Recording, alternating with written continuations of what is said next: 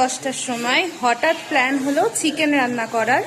তো আজকে করছি একটা চটজলদি চিকেন রেসিপি, যেটা আমি প্রায় করে থাকি। খুব হেলদি একটা রেসিপি, কিন্তু খুবই টেস্ট। প্রথমে কড়াই গরম করে দিয়ে দিলাম একটুখানি ঘি। তারপরে ঘিটা একটুখানি গরম হয়ে গেলে আমার ধুয়ে রাখা চিকেনগুলো ঘিয়ের মধ্যে দিয়ে হালকা করে ফ্রাই করে নেব, যাতে চিকেনের গায়ে একটুখানি কোটিং হয়ে যায়। তো সেই রকমভাবে আমি নেড়ে চিকেনগুলোকে হালকা ফ্রাই করে নিচ্ছি। চিকেনগুলো যখন একটু সাদা হয়ে যাবে, মানে হালকা ফ্রাই হয়ে যাবে, আমি মিশিয়ে দেব 2 টেবিল স্পুন মতো গোটা জিরে। তারপরে আমি আবার নেড়ে গোটা জিরেগুলো যাতে একটু ফ্রাই হয়ে যায় সেজন্য আমি নাড়তে থাকবো।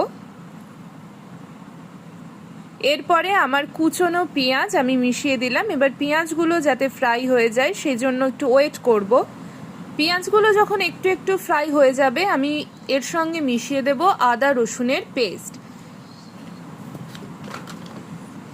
এরপরে যখন পুরো জিনিসটা ভালো করে কষানো হয়ে যাবে, তখন এর সঙ্গে মিশিয়ে দেব হলুদ গুঁড়ো এবং আবার নাড়তে থাকবো।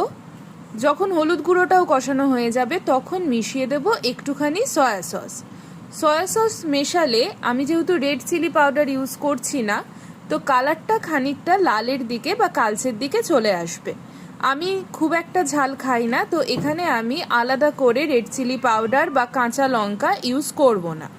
এখন চিকেনটা থেকে জল বেরোতে শুরু করেছে, আমি মিশিয়ে দিচ্ছি কিছুটা টমেটো সস। এখানে টমেটো সস না দিলে কুচনো টমেটোও দেওয়া যেতে পারে। যেহেতু আমি রান্নাটা তাড়াতাড়ি করব, সেজন্য আমি টমেটো সসই ইউজ করছি।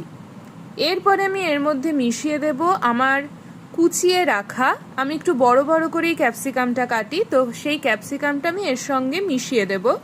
ক্যাপসিকামটা আমি খুব ভালো করে ভাজা পছন্দ করি না, হালকা যেন সেদ্ধ হয় সেটাই পছন্দ করি। তারপরে মিশিয়ে দেব সাদা তিল। সাদা তিল শরীরের জন্য উপকারী আর রান্নাটাকে আরও টেস্টি বানায়। তো সাদা তিল মেশানোর পরে আমি আবার এটাকে ভালো করে নেড়ে কিছুক্ষণ সিমে রেখে দেব। এবার আমি এর মধ্যে মিশিয়ে দেব আমার লাস্ট ইনগ্রিডিয়েন্ট, একটুখানি মধু।